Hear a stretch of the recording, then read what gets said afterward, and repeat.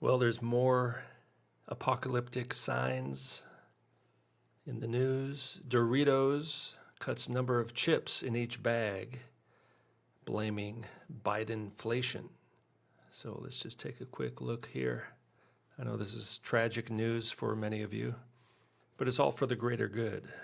Food company Frito-Lay has cut down the number of chips in each bag of Doritos as record inflation has raised production expenses.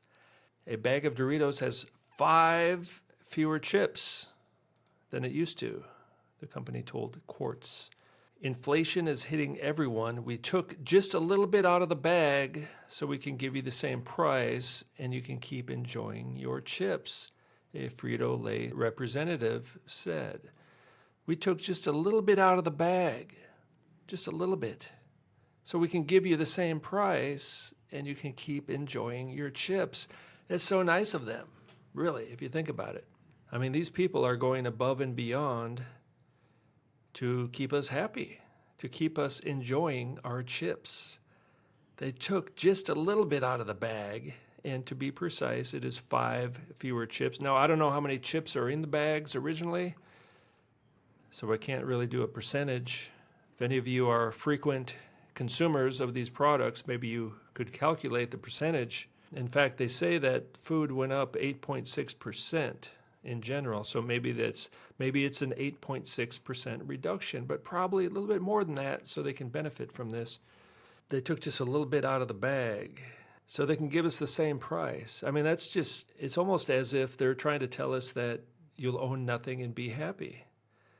We'll take a little bit out of the bag and charge you the same price, and you'll be happy. You'll be happy enjoying your chips, right? That's what it says right here. This is exactly, and this is how it begins, right? We're going to take a few things away from you, and you'll be happy. And it kind of reminds me of that thing we saw the other day, executive order to bring about the digital currency. So Frito-Lay is taking a little bit out of the bag so we can keep enjoying our chips. And then the Federal Reserve Bank will just erase 2% of our money every year. Just erase 2% of your money every year, or whatever percent they want. And this is going to become a necessity because of the demographic changes, the depopulation. If I were them, if I were a sociopath with a lot of power, I would fake a nuclear bomb, or maybe even a few of them around the world. Not too many, but you could get away with faking a nuclear explosion. They did it before, almost 80 years ago, right? Nuclear weapons don't exist. Go do your research on that if you want to verify that. Nuclear weapons do not exist. They do have a lot of weapons, but not nuclear weapons, not nuclear missiles, certainly. And then what you have, of course, is nuclear fallout. Kind of like climate change, it's this invisible, it's kind of like COVID-19. It's an invisible enemy. The fallout will be used to explain away all the vaccine deaths. So that's what I would do if I were them. I mean, at least I'd look into it. That's not a bad idea. They could do it. They can deceive us about anything because they control the mass media. All they got to do is make a little home video. They can go to a Hollywood studio if they need to. They can go to Lookout Mountain again if they need to.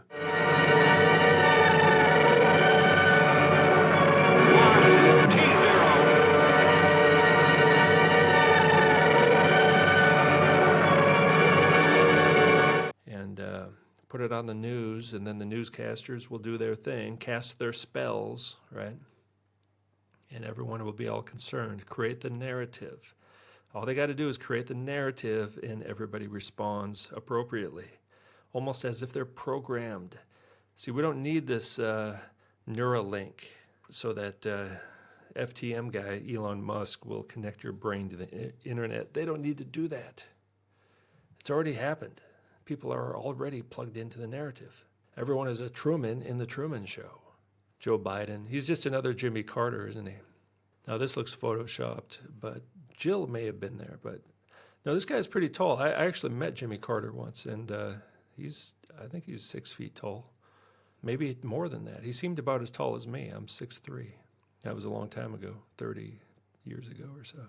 This may be JFK. his husband is looking kind of rough.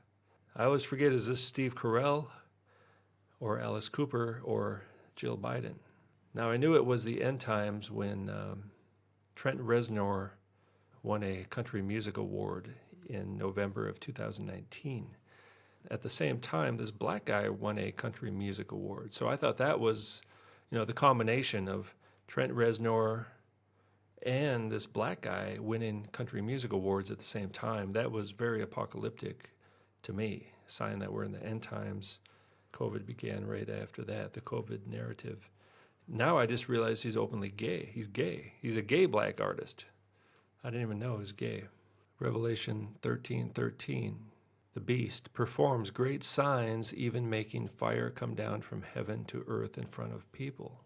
It deceives those who dwell on the earth.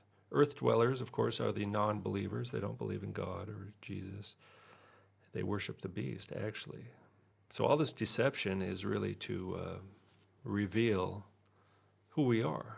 Do we believe God, or do we believe the deceptions coming from Satan, right? Do we believe the truth or the lie?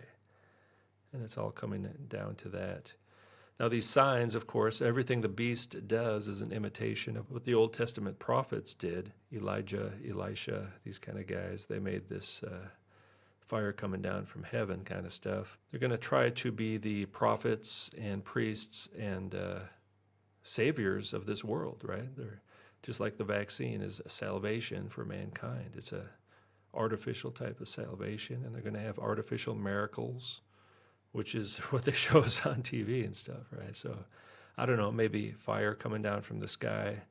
I don't want to take it too literally, but, a fake nuclear bomb. Unfortunately, a lot of Christians think that nuclear weapons are real. And just think how afraid that would make you. In fact, in the 80s, I used to think they were real, right? So most of us thought the world would end with a nuclear war.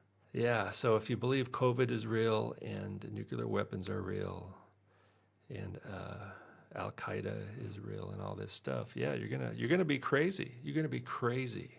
You're gonna do all kinds of crazy stuff out of fear. And now they're taking away the chips out of the bag and charging you the same price, and you'll be happy. So we're getting ready for the United Nations food program of protein, where we will be eating insects. These are not so bad. These are grasshoppers. These are pretty good. In the Bible, they talk about eating those. A lot of good protein. And they're kind of like potato chips, actually. So it's good for a snack, a late night snack, I recommend. Deep fried grasshoppers. These I'm not so fond of. I don't know what they are. Mealworms? No, they make for silk. Oh, silk. Silkworms. Yeah, silk. Well, I'll have to try them sometime. And the frogs are, frogs are... People eat frogs, so that's not so weird. And these other two, what is this? I don't know those two. แมลงเซม Insects. แมลง Good source of protein. Protein. Me protein. โปรตีน a lot. A lot of protein. So this is what we're going to be eating in the future. So I'm getting a head start on you guys. I'll be eating some grasshoppers today as a dessert, probably, not as a main course. The problem is, in the future, this will be the main course. And when everyone gets moved into the smart city, they'll have factories of making all this protein, and they'll just give it to the people like farm animals, because that's the goal. The Great Reset is to turn human beings into farm animals.